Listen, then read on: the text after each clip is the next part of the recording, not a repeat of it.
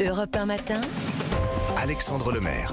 Europe 1, il est 7h40. Le sud de l'Europe et de la France vivent cet été au rythme des incendies. Votre invité Alexandre Sébastien Lahaye, ancien officier pompier, fondateur et dirigeant de Roharusen, société de prévention du risque incendie. Bonjour Sébastien Lahaye. Bonjour. Vous êtes installé dans les Bouches-du-Rhône. C'est un département où le risque incendie est encore classé élevé ce jeudi, comme le département voisin du Var, nous apprend le nouveau bulletin météo des forêts. Comment vous participez, vous-même, ancien officier des pompiers, fondateur de cette société Roharusen, à la lutte anti-incendie? Vous faites surtout de la prévention, hein? Oui, alors essentiellement de la prévention, notamment en travaillant auprès des communes, des collectivités et de la population pour se préparer aux incendies et pour préparer notamment le bâti et puis avoir les bons gestes pour être capable lorsque le feu arrive. Quand on voit le désastre des incendies dans le sud de l'Europe, surtout le pourtour méditerranéen, en fait, c'est une situation inédite que nous vivons cet été. Non, c'est pas inédit, puis c'est une situation qui va se reproduire de plus en plus souvent. J'allais dire que comme régulièrement l'été, les vagues de chaleur se sont succédées, la sécheresse, et aujourd'hui la Grèce notamment est en proie à des incendies violents, mais c'est assez classique pour la saison en fait. On parle maintenant de méga-feux. Ça veut dire quoi, méga-feux? Ce sont des incendies d'une ampleur qu'on n'avait encore jamais connue sur notre continent, comme ceux qu'on voit en Grèce par exemple?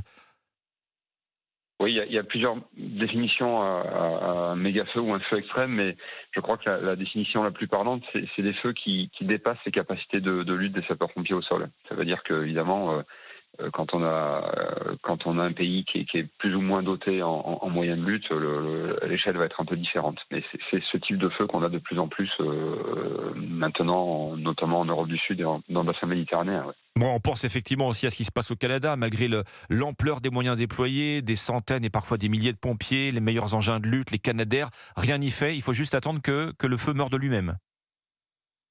Oui, alors tout à fait, le Canada, c'est exactement la situation, c'est que les moyens de lutte permettent juste de limiter les nouveaux feux qui démarrent pour éviter qu'on ait trop de ces feux extrêmes. Après, lorsqu'on a ces feux extrêmes, c'est la prévention qui est déterminante. Mais bon, c'est des fronts de feu tellement violents que ni les camions ni les avions ne sont en mesure d'apporter quoi que ce soit en fait. On voit depuis quelques jours une multiplication des départs de feu en France, des incendies en Haute-Corse, 200 hectares brûlés près de l'île Rousse, un incendie aux portes de Marseille. Pourquoi on a été relativement épargné jusqu'ici cet été ?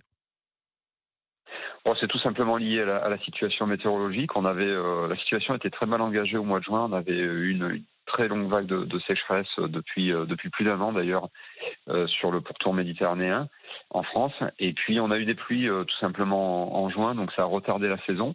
Mais maintenant on entre dedans et c'est souvent le mois d'août est souvent le mois le plus critique. Donc si on n'a pas des pluies un peu partout, le risque de perdurer en effet tout le mois d'août au moins. Vous disiez, Sébastien Lahaye, il y a quelques instants que la situation que nous vivons, que nous connaissons en Méditerranée cet été est amenée à se reproduire. L'évolution du tableau estival en France, est-ce qu'on a maintenant un risque qui augmente et qui remonte au nord de la Loire ? Oui, tout à fait. Alors, c'est deux choses différentes. La région méditerranéenne est la plus soumise aux effets du changement climatique, c'est-à-dire que on va avoir des feux de plus en plus violents, de plus en plus fréquents en région méditerranéenne, et c'est là qu'on va avoir de plus en plus souvent, malheureusement, des feux extrêmes dont on parlait.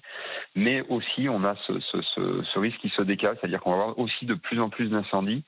En effet, vers le nord de la France, tout l'ouest, les régions du Val-de-Loire sont concernées, oui. Du centre, du bassin parisien, et puis les forêts de l'Est qui sont aussi assez sensibles qui ont souffert ces dernières années de la sécheresse. De la sécheresse. Bon, jusqu'au bassin parisien, effectivement, le risque incendie. Est-ce que la France est mieux armée désormais en termes de moyens ? Alors, les feux de l'été dernier en Gironde ont joué un rôle dans le réarmement de la France contre les incendies, Sébastien Lahaye. On a complété en effet les moyens de lutte, que ce soit terrestre ou aérien. Donc la France est un peu mieux équipée en effet. Elle avait déjà un taux d'équipement supérieur à d'autres pays. Mais encore une fois, ça va permettre de limiter le nombre de feux qui échappent à la lutte. Et c'est bien, c'est nécessaire.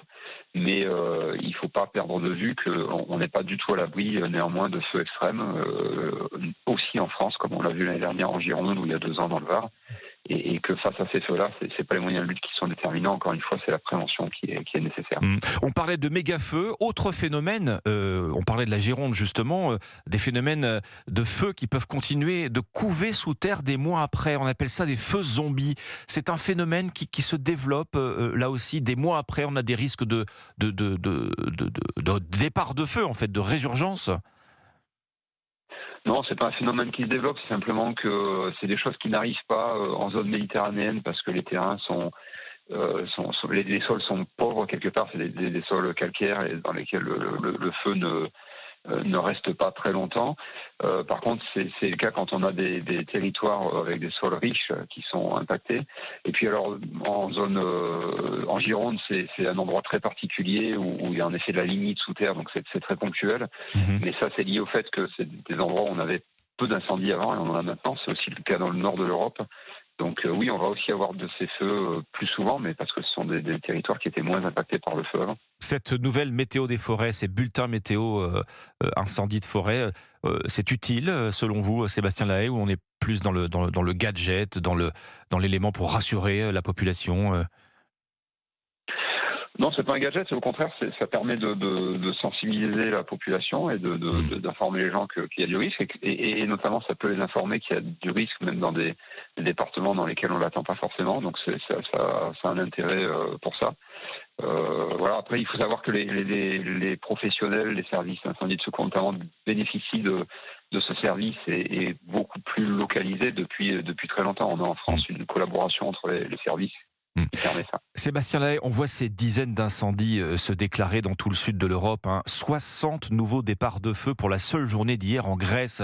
Vous nous dites que l'écrasante majorité de ces feux sont d'origine humaine. Oui, c'est partout en Europe et d'ailleurs dans beaucoup d'endroits dans le monde, hormis les endroits très très isolés. C'est plus de 95% des incendies qui sont d'origine humaine. Alors l'origine humaine, ça peut être très large. Ça va du feu criminel auquel on pense, mais oui. C'est pas la majorité. Très souvent, c'est accidentel. Négligence, c'est de la négligence, c'est un mégot de cigarette, c'est un barbecue mal éteint, c'est un feu de camp en forêt, ça peut être des travaux avec l'utilisation de machines qui produisent des étincelles.